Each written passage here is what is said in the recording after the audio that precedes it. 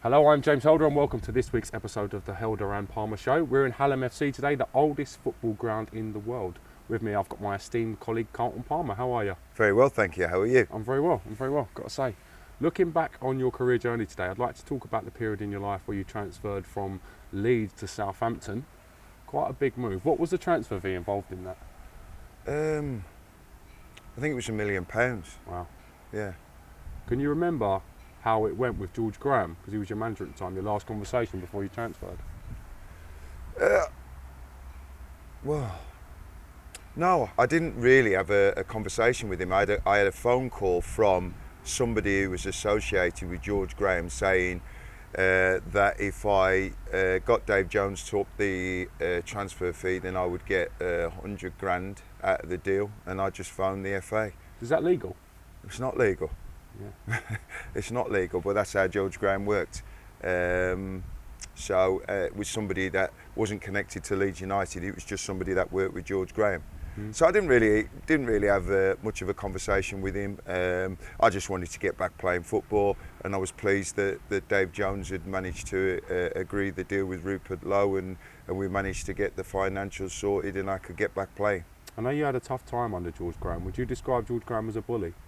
Yeah, 100%. 100%. He, you know, and you know, I don't agree with it, but back in those days, managers could bully the players because the players, you know, the managers were earning the most money in those days, and they could control the players that way. And then as time went on, that changed, and so the likes of George Graham became extinct because that's you couldn't do that. And I'm not saying he wasn't a good coach or whatever, because that was proven at Arsenal. But no, I didn't have a great experience of him, and it wasn't anything to do with what I did. He made that very clear to me the first day he came into the football club. What did he say to you? No, the first day he called me in. He said, "You won't play for me." Simple as that. Simple as that. He even said to me, "You're a good player. You just won't play for me." And then he said, which I don't get, if I'm not good enough to play for him, then why stop me playing? I don't get that when a manager says, "Well, you're not good enough to play for you, but I'm going to stop you because Everton were in for me, Joe Royle and Harry Redknapp was in for me at West Ham." And he said, "No," he said, "you either go and play in the Championship," or as it transpired, he let me go to Leeds, 7-8 games into the season, because there were 7-8 points adrift in the bottom of the league, and then put a clause in that I couldn't play against them. Did that period in your life affect your mental health? Because No. it weren't a thing where mental health was spoken about back Yeah. then. And if you did come out of it, you maybe looked as a bad egg. Yeah. How did you sort of handle that No, period? it didn't affect. You know, it affected me in not playing football. Yeah. That was the only thing. No, I mean, I'm made of stronger stuff than that. It was a situation that I wasn't happy about, but it was not a situation of my making. So it was just a case of waiting for the situation to change, and when the opportunity came to go to Southampton with Dave Jones, you know, I was delighted, and you know, it all worked out. What was Dave Jones like as a manager? Well, my feeling was always you go and work for the person, not the club. And Dave Jones wanted me. He wanted me to come and play for Southampton. He knew what I was about. He knew what I was about as a player. He came to meet me. He wanted me to talk to me, and he drove all the way up to Manchester to meet me. We talked, and then once we got on really well, I got on really well with him. I agreed to go down and meet him and Rupert Lowe. And we flew down. They sent a plane for me to Gamston, and we flew down. And we just, you know, I was on a big deal at Leeds United. So it's not all about money, but you know, once you're on a big deal, you can't, you know. It's hard to go back to lesser money. Or Well, really I did. low I took money. a huge drop, a £4,000 a week drop in salary. Back then, that's probably mega money compared. No, it was a lot of money, but Dave Jones made it up in terms of giving me an extra year on the contract. Yes. With incentives and bonuses. Yeah, exactly. So it all worked out, and once we agreed the financials, I was just glad to get down there and get playing again. The face of football management and the face of the manager has changed, as we said, with the player power. No doubt the football was changed a little bit as well. In your generation, there were some renowned football hard men, players that were known for tough tackling, for living their life tough on and off the pitch. Who comes to mind when I talk about tough tackling hard men from your era? Well, when you say tough tackling, there's a way of tackling in the game of football without, like Vinnie Jones, was a better player than people give him credit for, but he was also prepared to get stuck in. But he, as he proved when he went to Leeds United, he can play. So it depends what you call hard. I mean, tough tackling, yeah. In the game then, there was a lot of tough tacklers, people who you wouldn't necessarily see as that way. But the game was you were allowed a free tackle in those days, and if you were cute about it, you might get away with two. But you knew if you came up to get, when I was first starting, when I played against Brian Robson against Man United, I mean, for all his great ability as a football player, if you got on the wrong side of him, he would leave his footing on you. I played against the likes of Jimmy Case. They would leave their footing against Souness, people like that. You're not going to get away with hanging your foot like that. It's just not going to happen. Yeah. But the game was, the game was a lot. See, when I played, when I say the game, you could intimidate somebody, right? So like John Fashanu style? Yeah, you could intimidate people by getting close to him, giving them a hard tackle. You can't do that in the game now. I mean, you get booked early doors, you'll be off, Yeah. And every team had them. Every team had a couple of players who were prepared to do that. And you always knew when you were going to come up against, people, even little Dennis Wise with a little nuisance, do you know what I mean? He'd come right over the top of you. Do you know what I mean? But so you needed to have to look after yourself. Yeah. Are there players that were just tenacious on the pitch, and off the pitch they were calm and quiet? Are there players that were just literally on that pitch in that moment they were going to a different character? Yeah, well, Bats was like that. Davy Batty at Leeds, he was quiet and unassuming off the pitch, and then when he crossed the right line, then he turned into a different animal. Do you think that's the competitiveness in him? Of course. The will to win. Knowing what you have to do to win, and your good players do that. A lot of players, once you understand what your job is, once you understand what you have to do, and once you cross the right line, there's no acceptance for not doing that. There's no acceptance for failure. Is there still a place in the modern game for that Roy Keane role? There should be, but there isn't. Really? But there isn't. You can't get away with it. You can't intimidate people. Listen, so you think that role's obsolete now in football compared to what it was in the past, its relevance? Yeah, it's gone now. It's gone now because you can't intimidate people. You just can't do it. You can't say, like, in the first 5 minutes you're going to give them a live now. I mean, I always used to say that in the first 5 minutes, if the ball was rolled in, you're going to get something off that, and then the next time they're looking for you. But you do that now, you're on a yellow card, and then you got to be watching yourself then, because it could be innocuous, and then you're off. See, when you played, were there certain players that eyes would light up if it was a 50-50 ball to win? Could you see a player lighting up when you know that that's a 50-50 and he's got a chance to go over the top a little bit? Yeah, but you got to know the players who would go over the top, so you looked after yourself. If I knew you were going to go over the top on me, I'll believe you me, I'll be ready before that. I'll be coming over the top than you first. It's not going to happen. Yeah. When we look at some of the hard men that have gone in the past, and then we look at the current crop of Premier League players today, how do they compare? Yeah, but when you're talking about hard men, these people could play. Souness could play. Dennis Wise could play. Jimmy Wise could play. Roy Keane could play. Patrick Vieira could play. They could play. Like I said, Vinny could play. So it's not just a term about being a hard man. It's all about it being intimidating, which was part of the game. It's always in sport. That is part of the game, in boxing, in whatever. That's the intimidation factor is always going to be. It's a big thing, because people are aware of what somebody's capable of doing beforehand, and your reputation precedes yourself. Mike Tyson used to win 90% of his fights before he even threw a punch. The fear factor. It's the You're fear going factor. against this animal. Correct. Yeah, I think Crazy Gang Wimbledon had a similar kind of mentality. Similar kind of mentality. If you went to play at Wimbledon and you didn't stand up to them, you went under. Yeah. If you stood up to them and you could play, you could beat them. What's the worst tackle you've ever seen in your life where no card has been given out? What tackle do you think of? Is there a moment you think, how did he get away with that? I can't think of one off the top of my head now. You've caught me off that one. Have you done a tackle yourself where you thought, maybe I shouldn't have gone there that high, maybe I shouldn't have been that high? I did the one. I mean, pal, Jan Mulby is a great player. I got sent off at Liverpool, I think, on about 14 minutes. And I was wound up before the game, really wound up. There was a lot going on with my ex-wife and with the manager of the football club. And I went out, my head was all over the place. And Jan had started on me with all the verbals and this, that and the other. And I caught him, honestly, on the top of his knee. And when he went down, and he's a big lad, Jan, and when he went down, I thought, oh my God, I thought I've finished his career. And I was distraught, really. After the game, I had to go and see him and whatever. And it was lucky that Jan was a big, strong lad and he got big thighs. Anybody else, I mean, he was out for quite a while with it. Could have been a career-ending injury. Oh, Jesus, terrible. It was a horrendous tackle. What did Jan say to you after? No, but Jan and I are good mates, and I just said to him, Jan, I'm really sorry. You know, that's not me. I mean, I never went out to intentionally to hurt anybody. That was never my intention. I wanted to win a football game, and I always tried to tackle fair and square. So I never went out to hurt anybody, and Jan knew that, and he accepted my apology. No red card?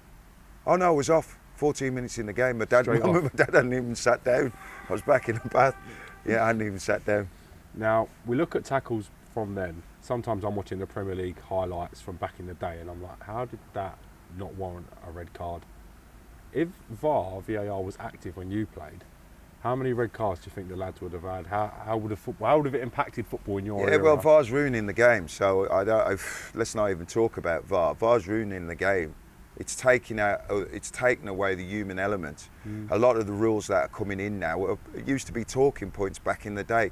You know, offside back in the day, it evens itself out over the course of the season. It should be in the, you know, we want to see more goals. We want to see entertaining football. It should be, it should be in the attacker's favour, even if it's only a yard. I'm all for that, even as a defender.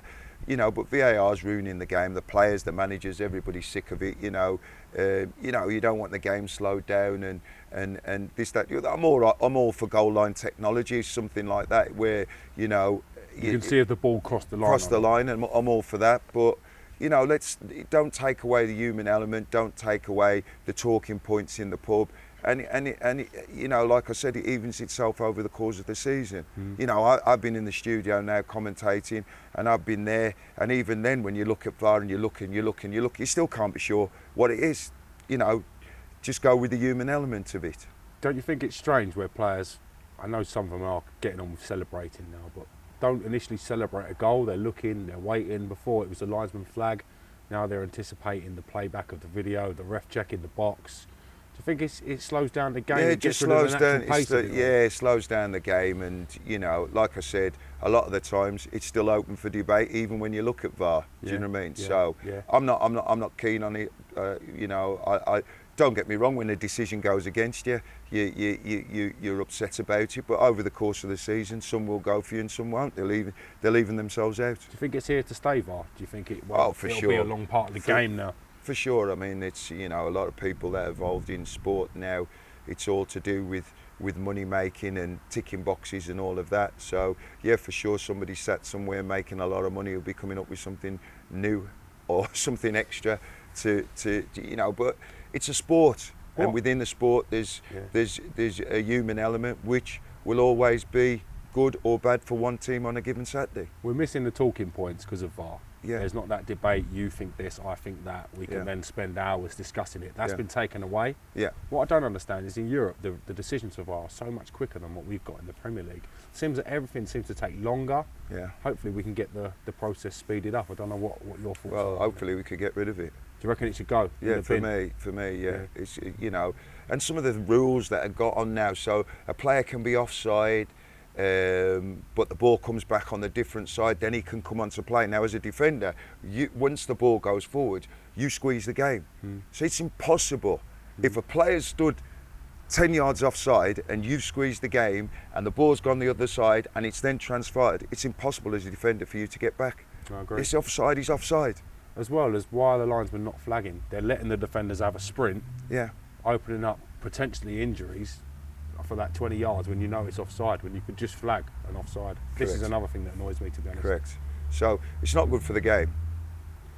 We saw VAR have an impact on the game at the weekend. Newcastle-Tottenham, Harry Kane's goal ruled to stand as a goal. That decision then impacted the club's decision for Steve Bruce to with mutual consent to leave the club, termination of So his you believe contract. that? Steve Bruce was gone anyhow.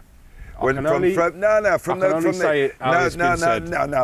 time the owners, I listened to her first interview she got, and she asked about Steve Bruce, and the first thing she should have said if Steve Bruce was going to stay in that job was, no, the manager's in place, we're going to have a good look at him, we're going to give him a period of time and we'll assess the situation.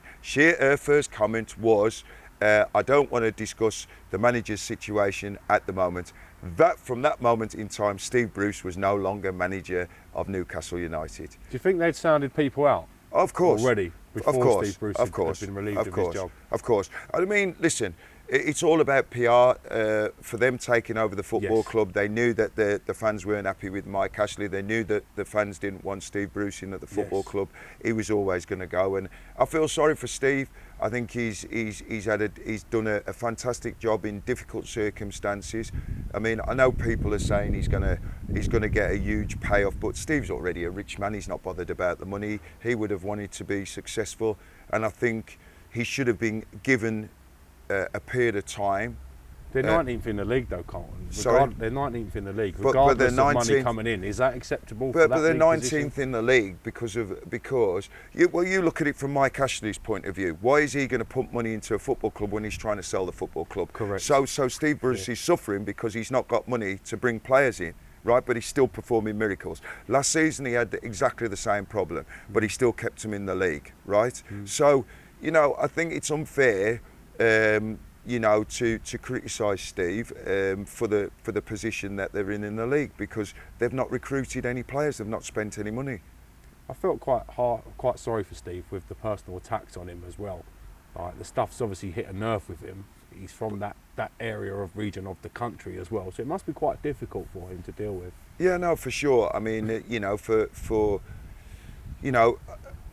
you'd look at Steve and you say, why didn't you walk before, Steve? Why put yourself in the position that you're in and taking the abuse you're taking and your family taking abuse? Because, see, for me, when it becomes personal, I then draw the line on that. If you're talking about the footballing matters, that's fine. When it becomes personal, that's not acceptable. Having been in the public eye and received criticism for your appearance in the past from the press, could you empathise with Steve Bruce? Oh, absolutely. Whatever it's got to do with football, that's fine. But when it crosses that line, like it did with Graham Taylor, like it has done with Steve Bruce, that's not acceptable, because that's not about football. That's personal. Now, at the end of the day, right, I understand where the Newcastle supporters are coming from, right, with the club, but, Steve Bruce has done a great job under difficult circumstances, conducted himself very, very well, and I don't like the fact that people are saying, well, it's just because of the payoff and this, that and the other. Steve Bruce is a wealthy man, so it's got nothing to do with the money. He genuinely wanted to do well at Newcastle. So I feel sorry for him. I feel sorry for the way that it's ended. But from the time that takeover happened, that was always going to happen. When you look at his record to Rafa Benitez over the last 2 seasons, they're almost exactly the same. Correct. Rafa seems to get a lot of praise and be nowhere near the dogged side of the media. But that's the Steve difference. Bruce is here getting shots left, right, and centre. But that's the difference when people want you in. Let me tell you, if Rafa Benitez wasn't doing well at Everton now, he'd be getting dogs abuse. It's only because he's had an unbelievable start to the season where the Evertonians have got behind him. But if that turns, then you'll see they'll turn against him. Now, the Newcastle takeover took a long time. I was expecting this maybe a year ago. Obviously, the Premier League have got their fit and proper chairman tests. Where do you stand on the new era at Newcastle and the new board? Well, we'll have to see, won't we? Obviously, it's going to be, they've got big money. But let me tell you, the one thing they've got, and they've always had a problem, Newcastle, fantastic club, big club, but big players always want to go to either London or Manchester. That has always been the way. For the lifestyle? For the lifestyle. Yeah. So to get people to go to Newcastle, you're going to have to pay through the nose to get them to go there. Yeah. That is for sure, because that's always been the way, even back in the day. So, you know, we'll have to see. We'll have to see if they'll be able to attract the players. They will be able to. Obviously, if you're paying big money, you're obviously going to attract players. But will they be able to attract the really top players to go and play at Newcastle? We'll have to wait and see. Well, you mentioned money, but I guess it's a case of how do they get that money into the football club? Because we saw the Premier League pass legislation that now the ground naming rights can't be linked to a company that's linked with the owners. So regardless of how that runs for the other Premier League clubs that have already done said thing in the past, I'm not too sure, but that's changed. So can you see that the top clubs now or the clubs with money trying to block Newcastle in some ways? Well, I think they'll be able to get in because from the fair play, they haven't spent any money, have they? So I think they'll be able to, so say for instance, they're talking about spending 200 million at Christmas. I think they'll be able to do that without a shadow. But 200 million right now, what does that buy you? You know, if you're looking at players going at 50, 60 million a time, you might be looking at two, 3 players. Plus, if clubs know Newcastle have got said amount of money, that's it. Pushes the value of market up, doesn't it? Yeah. Well, listen, will the top clubs try and block Newcastle? Remain to see, won't it? But you know, it's not going to happen. If you see, even at Man City, if you look at when the owners took over at Man City, look at the managers who were in place before. That transition to get to where they were, I think, who took over first? Was it Mark Hughes who took over first? Then there was the 18-month period, and then before Pep Guardiola came in and stuff like that. So you're talking 3 or 4 years before they were in a position. So you could see Newcastle maybe having an Allardyce this year to keep them up. Is that something that you crossed your mind, or do you think they'll go straight in for a big name manager? Well, there isn't a big name manager available. It's a 3 3-year project at Newcastle, without doubt, as we've said. Yes. It's going to be a lot harder if they start that in the Championship, surely. Yeah, for sure. Yeah, I mean, listen, I've always been a big fan of Sam Allardyce, and yes, if you're looking at somebody to keep you up, maybe it'd be a Sam. And I've heard Eddie Howe's been linked with the job. Brendan Rodgers has been linked with the job, but Steven Gerrard as well. But every job that comes up, Brendan Rodgers gets linked with. He's got a great agent. He has. Yeah, I mean, obviously there's names been. I mean, even Wayne Rooney's been linked with the job. I saw that. Yeah.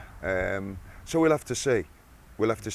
But if you're going to attract the top players, then you're going to have a top manager in there to do that. The face of the football chairman has changed from your playing days. Yeah. When you've got the local, rich, industrialisation family, big industrials that have pumped money into their local club, like Jack Walker with Blackburn, for instance. Yeah, absolutely. It's gone full scale now. We've got oil glarks, we've got franchise sports owners. How do you think this has impacted the game, good or bad? Well, as it's infiltrated all the way down the league, I don't think it's been good for the game. I really don't think it's been good for the game. I think a lot of players now, even going into non-league, a lot of players play football for the money, not really for the love of the game. I mean, it's big business now, going all the way now down the leagues now. You can earn an awful lot of money playing football. And for me, that I played the game, and I'm not sitting there as an hypocrite. I've earned good money out of the game without a shadow of a doubt. But I played the game because I loved it, and I played with players who've earned a lot of money out of the game and been successful. A lot of talented players because they loved the game. I see a lot of players now playing the game who are not in love with the game of football, that's what comes from, you know, the types of Newcastle deals, the type of Man City deals, the amount of money that's coming into the game, and I think it ruins the element of it. It ruins it sometimes for the supporters because and so for the supporters who are having to pay the amount of money that they're having to pay to watch the games, and not seeing sometimes, you know, they then expect their team to win every week, which the team can't win every week. Do you know what I mean? And it becomes difficult for the managers because there's not every manager out there listening in the second division and lower. They're not earning. You know, some of them will be on 20, 25 grand, 30 grand a year. They're not earning fortunes, and they do it for the love of the game. And it's hard. It is hard work. So it's difficult. It's really difficult. But the money, like I said, when I resigned from Mansfield how many years ago, that was why I resigned. I wasn't in love with the game of football because so much to change because of the money. When you think about the money in the game nowadays, how do you think players in the past have handled it? Especially with the culture, the drinking culture in this country, and the amount that players spent partying just as hard as they would train. How do you think they would have handled that in the past? Well, I don't know. I mean, in all fairness, I suppose it's all relative, isn't it? I mean, it's not, we weren't earning the money that these boys are earning now, but relative, early 90s, the money had started to change. And it was just coming in from the TV money from the Premier League. Yeah, it was just starting to change, and it was ridiculous money then. With all due respect, I used to sit down there and pinch myself, when I used to get paid at the end of the month. But, I don't think it changes your mentality. Yeah, you lose, like I said before, you lose your head a little bit, and that's only natural. But then when you come back to the fact that you love playing football, that's it. For me, a Saturday was going out, playing football, playing at Anfield, playing at Old Trafford, winning, and going out and getting smashed. That was me, Saturday night. Get up Sunday morning and go and watch, whoever was playing on a Sunday, or watch it on TV, have a few drinks in the pub, and take the kids out swimming and go again the next week. That's how it was. Not a bad life, is it? Oh no, it's a great life, mate. Honestly, fantastic life. So we spoke a little bit about the modern age chairman nowadays. I want to look back on chairman from your era, where there wasn't a sporting director to sign players, there wasn't 50 assistants telling you what the day-to-day running of the football club was. Give me an insight and a look to some of the chairmen that you've played under. Well, I didn't really know the chairman that well at West Brom. See, because back in that day, in those days, it was almost like, you never really saw the chairman. So you they're met more him. in the background, sort of. Yeah, exactly. So it was a port of call. The port of call was the manager. You would never go to the chairman without going through the manager. Never really dealt with the chairman. So I suppose the first time I really met a chairman was at West Brom when I was leaving, obviously, and then when I came to Sheffield Wednesday with the first chairman who was there, really nice guy. He was a really lovely guy. Who I met. I forgot his name now, but he was a really nice guy. Had all the steel works and everything, but really nice guy. But they were always in the background, really. Yeah. Then I had more to do with, obviously, Dave Richards when he took over with my deal, and then with the guy at Leeds, Bill Fotherby, who was the chairman there. He was very instrumental with the signing of myself and with Howard, and then Rupert Lowe when I signed it at Southampton. Dave Jones really let me and Rupert and my advisor do the deal, but never really had a lot to do with the chairman. Really, I just concerned myself with the manager, and that was it. If a club's well run from the board, will it be well run all the way down? Have you found there's a continuity between clubs that are well run in the top tier of the club to the performances on the pitch? Yeah, for sure. And the manager, I think the manager and the chairman need to have a good relationship, a really good relationship and a good understanding. And if they do that, I think that impacts on the football field. It really does. One club that's been well run for many, many years was Manchester United under Alex Ferguson. Not just the whole Alex Ferguson thing, but the club in general. The way he ran that ship, everything was perfect. I'm told he remembered everybody's names from day-to-day conversations, from the dinner lady to the players in the under-16s. Yeah, but in those does that make? But in those days, the managers ran the football club. They weren't just they weren't coaches. They weren't classed as head coach. Arsene Wenger wasn't a head coach. Yeah. They ran the football club from top to bottom, and I think it was better that way. I know now they've got sporting directors, but I still don't know what a sporting director actually does. Still to this day, I don't know what he does. If like Pep, I don't know whether Pep's happy with that or whatever, but Pep has his sporting director that he tells them the players that he wants, and he doesn't really want to deal with the agents, so he lets the sporting director does that. If that works and that's happy how Pep wants to do it that way, that's fine. But I think managers prefer to do the deals with the players, with the agents, themselves and be in total control of the running of the football club.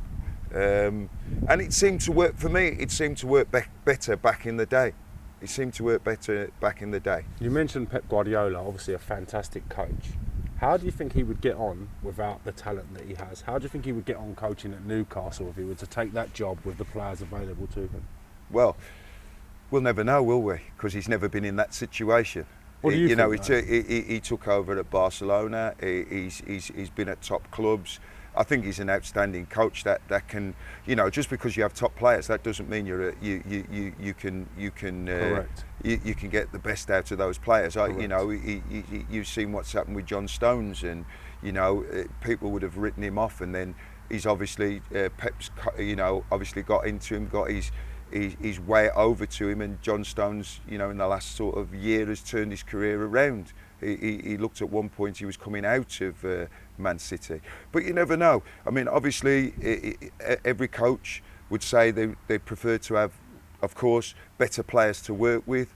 And when you're a good coach, when you can get the best. I mean, if you look at David Moyes struggled when he went to Man United, and he struggled when he's had money to spend, even at Everton. But when he's not had money to spend, when he was at Everton before, and like he's been at West Ham, look at what he's achieving. So it shows what he can do with, because when you've got that money and you can go out and buy those players, it's how you can coach those players and how you can get those players to play. It doesn't always work out.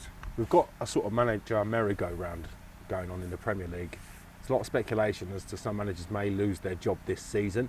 One of the top contenders for, who seems to keep pulling it out the bag every time he's on a thread, is Ole Gunnar like Solskjaer. Last night, like last night. You knew what I was going to come on to. Yeah. Job's hanging in the balance. He finds a way to inspire his team to a 3-2 win from 2-0 deficit.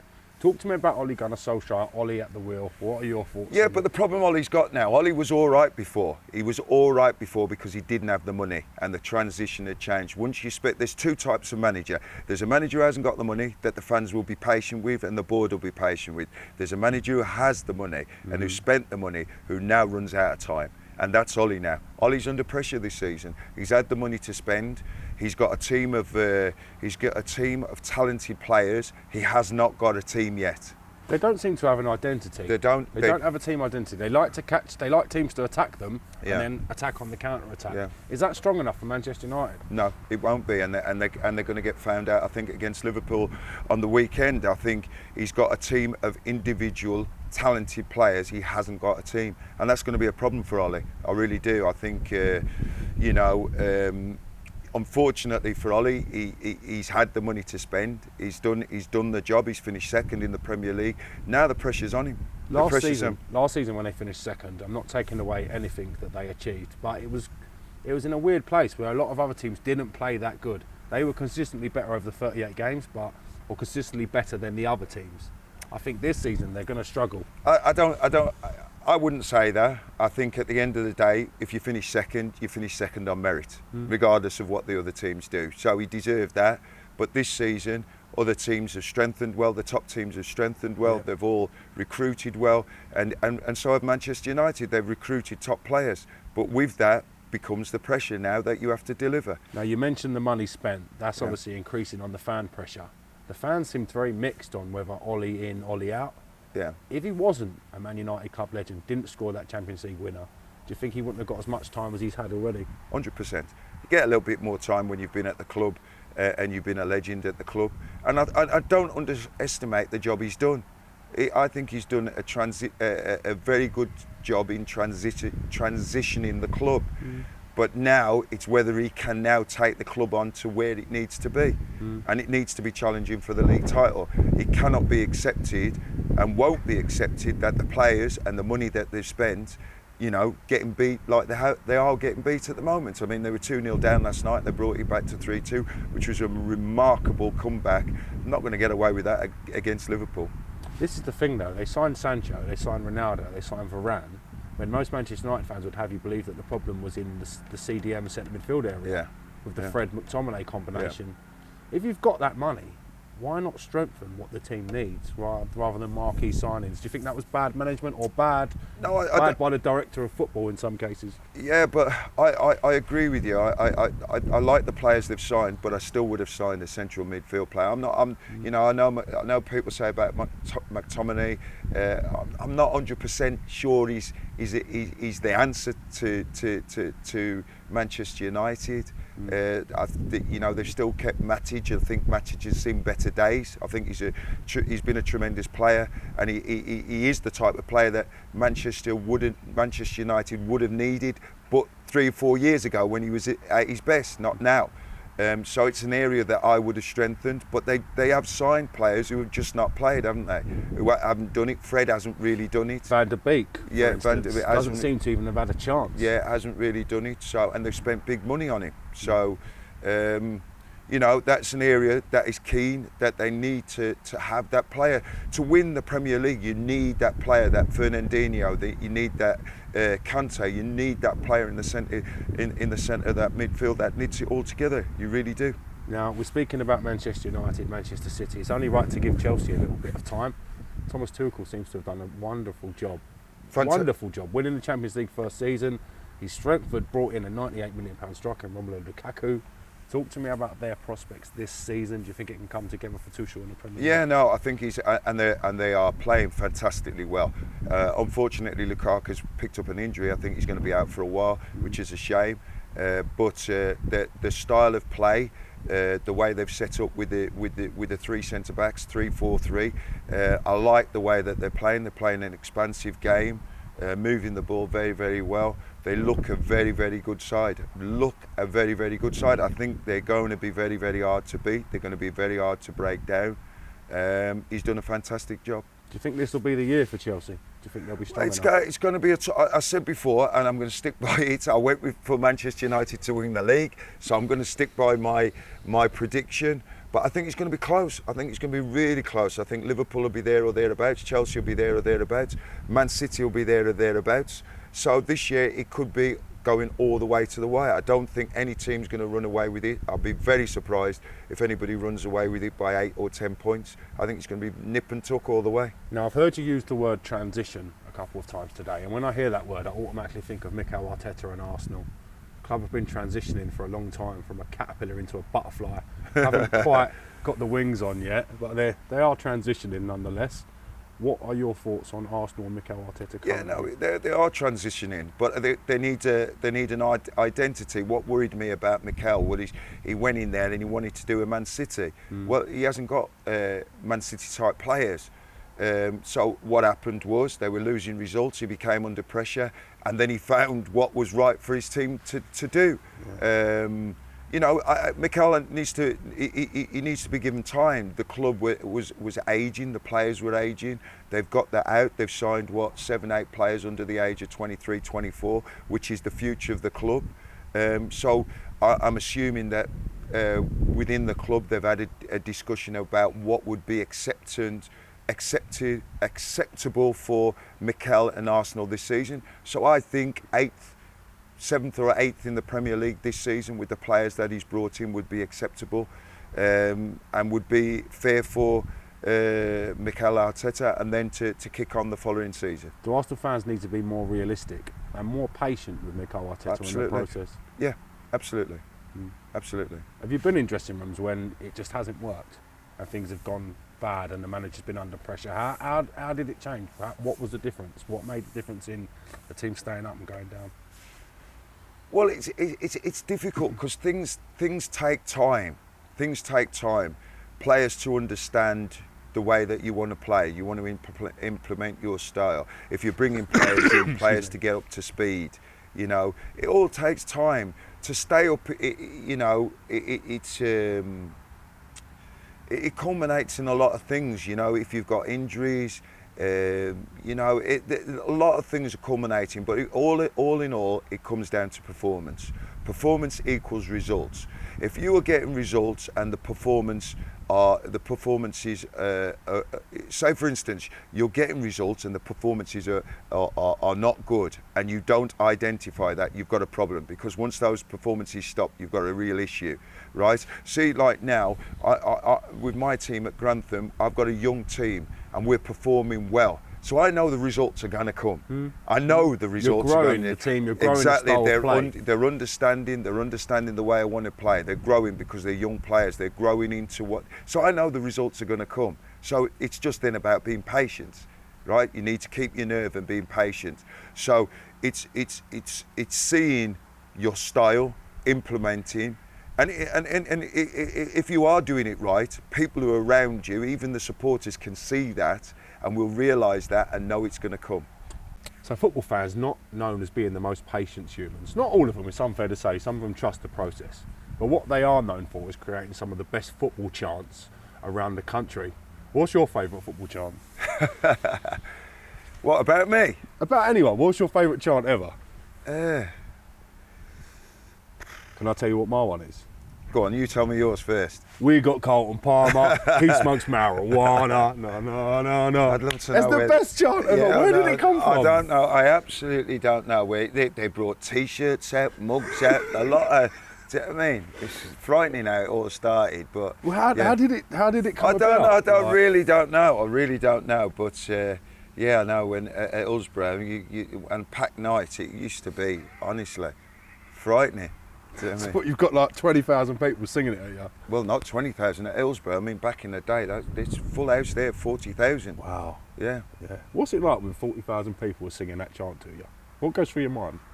Well, no, it's great. Listen, don't get me wrong. When you play for a football club and the fans, and I've been quite lucky everywhere I've gone because of the way I played, and I always gave 100%. The fans were always 100% behind me. They take to you straight away. They take to me. So yeah, in Sheffield they used to love me here, and that was reciprocated as well. It was a fantastic time here. Have you ever heard a chant about another player and thought, oh, I'm glad that ain't about me.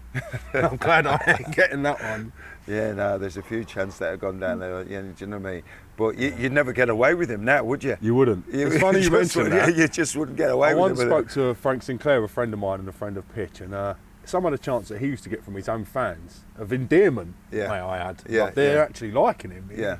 Incredible. It's just a changed era. No, you can't say. You don't know from what you can say from what you can't say now, can you? Yeah. As an Arsenal fan, I find some of the chants great. Some of the Tottenham chants and stuff are always good fun to listen to. Yeah. What's the most hostile ground you've ever played at? Where have you gone to? Millwall. Oh my God, what am I doing here? Millwall, yeah. What, the old Den? Yeah, the old Den.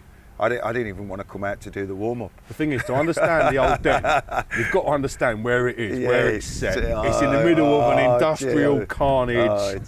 Residential area. I didn't even want to come out. Factory estate. Yeah, and then you got Trevor Hurlock playing in midfield, and you know what I mean. You mentioned Hurlock. Didn't even want to come out the dressing room really. Hurlock has got the reputation of being one of the hardest men to play for. But he was a lovely bloke though. He was. He like was a lion. Yeah, he was a tough. He was a tough bloke, but he was a diamond really. He was a lovely bloke. I used to get on well with him. He strikes me as someone if he liked you.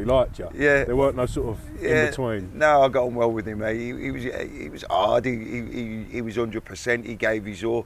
I got on well with him, to be fair. But to be fair, I got on with all the hard men in the game. Mick Hartford, Fashanu, Billy Whitehurst. Yeah. I got on with all of them. Do you know what I mean? Before we come on to Fash, I want to talk me through Millwall and what was so hostile about it. But it was in the day, Millwall, nobody wanted to go and play there. It was just the fans. The fans were on top of the pitch, yes. And so it was just an horrible place to go. The fans would be on you. You know, the bus will be pulling up. You've got kids there on the father's shoulders going, "You're black so and so," and this, that, and the other. It was horrible. Yeah, it was horrible. Terrible place. Intimidating. You know, you just want to get in there, get the points, and get out of there. Now, one player I am a big fan of is John Fashanu. I watched that Crazy Gang documentary and I was in awe of him again, the general. Yeah. He's a very bizarre man, don't get me wrong. He's a very bizarre man. Yeah, what do you make of him? I know John well, I know him really well. I mean, funny enough, I did come down with him as well, so I know John really well. And we've always, he's strange, John, because he's a footballer. He's articulate. He's a thinking man's player. He's a qualified barrister. Yeah.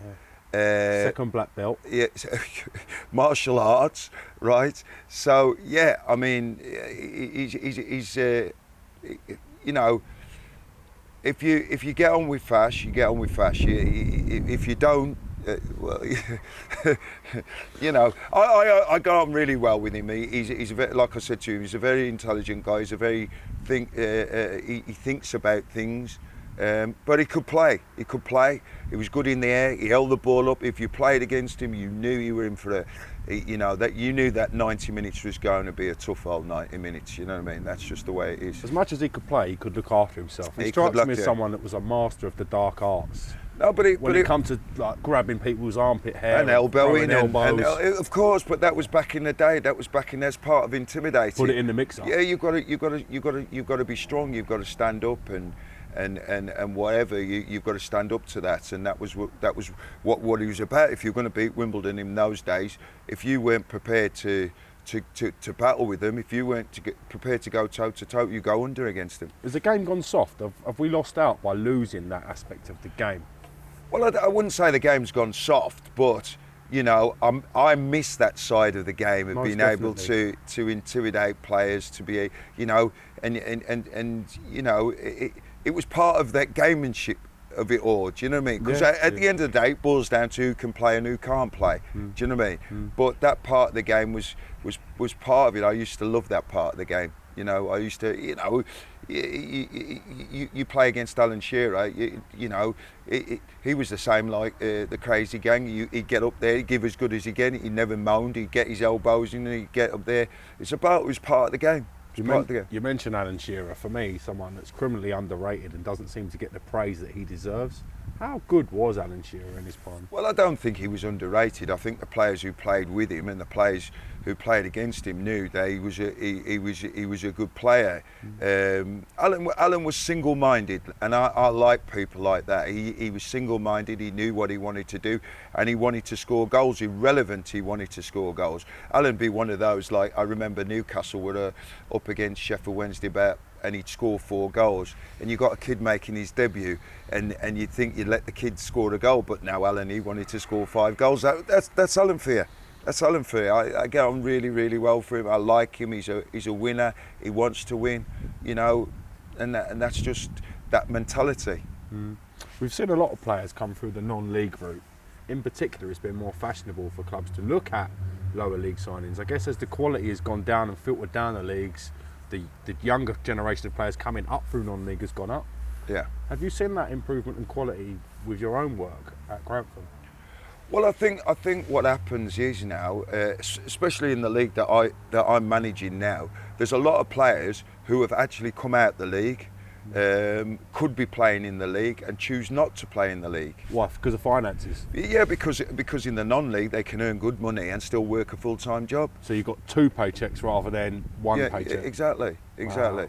And they choose not to do it, and they actually enjoy it better in non-league. Do you think there's a lot of players that sacrifice their dream of playing in the leagues to knuckle down, get a job and get a little bit of money when they could have had less money maybe but a better footballing career? Yeah, but I think also they enjoy it.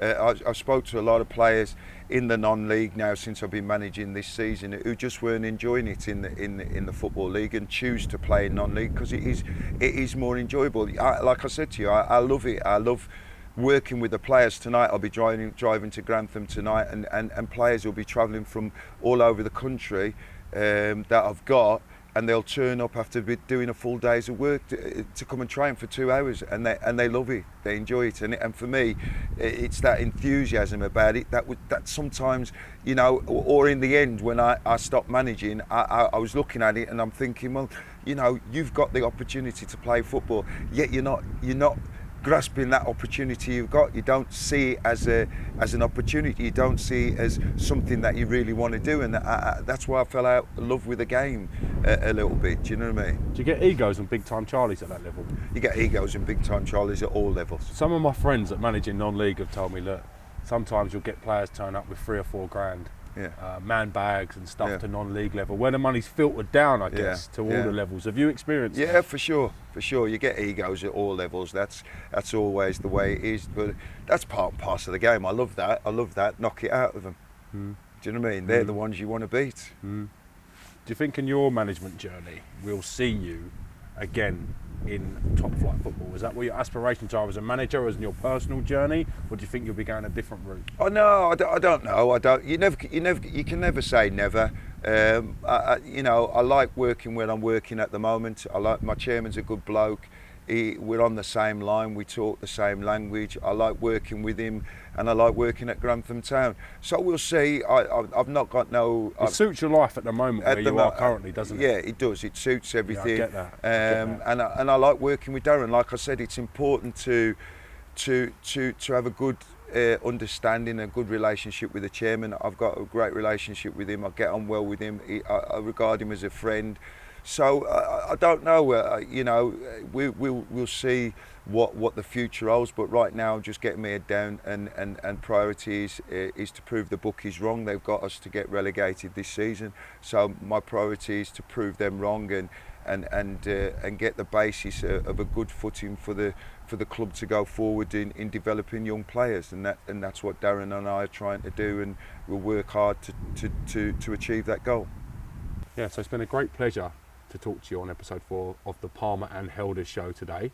I wish you the best of success with your managerial journey, and I'm interested to see where you go myself, whether you're content to stay in your comfort zone and be happy, or we see you challenging yourself like we've done in the past and taking on pastures new. So thank you very much for your time today, Squire. I thoroughly enjoyed it. Thank you, mate. Thank you very much. Really enjoyed it as well.